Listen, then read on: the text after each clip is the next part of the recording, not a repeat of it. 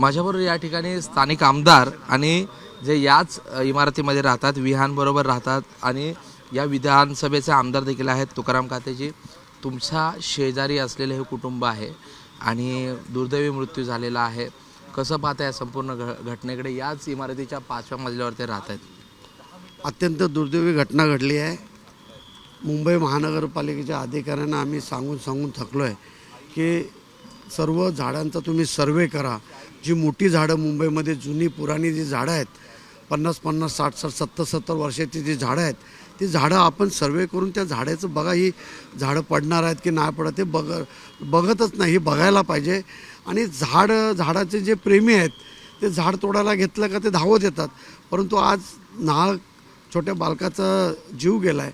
हे पण आपण झाडप्रेमींनी लक्षात ठेवायला पाहिजे की जुनी जी झाडं आहेत त्यांचा सर्वे करून मुंबई महानगरपालिकेने परवानगी घेऊन ती झाडं तोडायला पाहिजेत. आज जे झालं आहे त्याला जे जबाबदार लोक आहेत त्यांच्यावरती ॲक्शन व्हायला पाहिजे, ज्यांनी ह्याच्यावरती दुर्लक्ष केलं. कारण का हा झाड तुम्ही बघाल ना, आतमध्ये साप पोकरला आहे, एकदम साप पुरा पोकरला आहे आणि थोडे त्याचे मुळं होते. आणि काय सांगायचं तुम्हाला, 10 मिनटात पोरगा इथे येणार होता. त्याची आई ह्या गेटवरती वाट बघत होते की माझा आता मुलगा येईल आणि तितक्यात तिला खबर आली. विहान याच इमारतीत राहतात, तुम्ही देखील या इमारतीत राहतात. नेमकी फॅमिली काय बॅकग्राऊंड आहे, कुठं? नाही, दोन उभयत आहेत ते. त्यांचं सर्व कुटुंब दिल्लीला आहे. त्याची मम्मी आणि त्याचे पप्पा हे इथे राहतात आणि हा एकुलता एकच मुलगा त्यांना आहे, एकुलता एक. आणि आज ही घटना घडली, ती खूप वाईट घटना घडली. फॅमिली काय नेमकी करते? आई वडील काय करतात?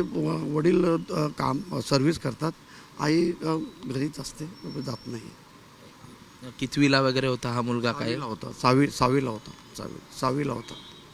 तुम्ही पण याच इमारतीमध्ये राहताय? माझ्या नातवाचा तो खास फ्रेंड आहे. माझा नातू आहे, त्याचा खास फ्रेंड आहे. आणि तो शाळेतून गेला का पहिला आमच्या घरात येणार, माझ्या हर्षूला घेणार, इथे आणि खेळणार. या सर्व सिनियर सिटीजन बसले, त्या लोकांना सर्व माहिती आहे की ते तो खूप ॲक्टिव्ह मुलगा होता, खूप ॲक्टिव्ह एकदम. म्हणजे आपण बोलतो ना मराठीमध्ये डांबीस पोरगा, असं डांबीस पोरगा एकदम होता. हे सर्वांचा आवडता होता, एवढा तो हे करायचा. खरं तर दुर्दैवी घटना आहे. अशा घटनांमध्ये आता नेमकी प्रशासनाकडून काय मागणी आहे तुमची? या सगळ्या घटनेला जबाबदार ज्या व्यक्ती आहेत त्यांच्या संदर्भात काय मागणी? जे जबाबदार आहेत त्यांच्यावरती कारवाई व्हायला पाहिजे. कारण का लोकप्रतिनिधी, तिथले सिनियर सिटीजन सर्व सांगत आहेत की आम्ही जॉगिंगला जातो, काय करायला जातो आणि आम्हाला असं त्रास होतो. तुम्हाला तुमच्या माहितीसाठी सांगतो की 7-8 वर्षापूर्वी एक घर काम करणारी महिला घर काम करून दबून भागून एका शीटवरती बसली होती, बाकड्यावरती बाहेर रोडवरती. तिथे अचानक झाड पडलं आणि ती जाग्यावरती खलास झाली. अशा 3-4 घटना आपल्या चेंबूरमध्ये घडलेल्या आहेत. चेंबूरची झाडं जी खूप जुनी पुराणी झालेत, ती अधिकाऱ्यांना सांगतो की तुम्ही ती काढा, त्या झाडं त्यांचं सर्वे करा आणि काढा. आणि आज जे काय घटना झाले ते काय अधिकारी जे दोषी असतील त्यांच्यावरती ॲक्शन होऊ द्या आणि त्यांची जी काही नुकसान झाले ती सरकारने भरपाई करून द्यायला पाहिजे, अशी माझी विनंती आहे. दादा भुसे येऊन गेले या ठिकाणी, मंत्री येऊन गेले, तुम्ही सोबत गेलेला होता, काय मग? दादा भुसे बोलले की जे हॉस्पिटलमध्ये आहेत त्यांचा जो काय हॉस्पिटलचा खर्च येईल तो महाराष्ट्र शासन भरेल आणि हा जो मुलगा आपल्यातून गेला आहे त्याच्याही यांना काहीतरी महाराष्ट्र सरकारकडून आम्ही मदत करू. धन्यवाद. माझ्याबरोबर तुकाराम काते होते, आमदार आहेत आणि सगळ्यात महत्त्वाचं म्हणजे त्यांच्या नातवाबरोबर विहान जो आहे तो खेळायचा, त्यांच्या घरी ये जा करत होता.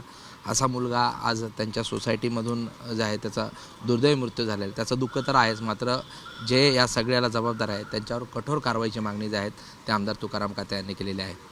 कॅमेरा पर्सन विजय राजभरसह प्रशांत बढे, ABP माझा, मुंबई.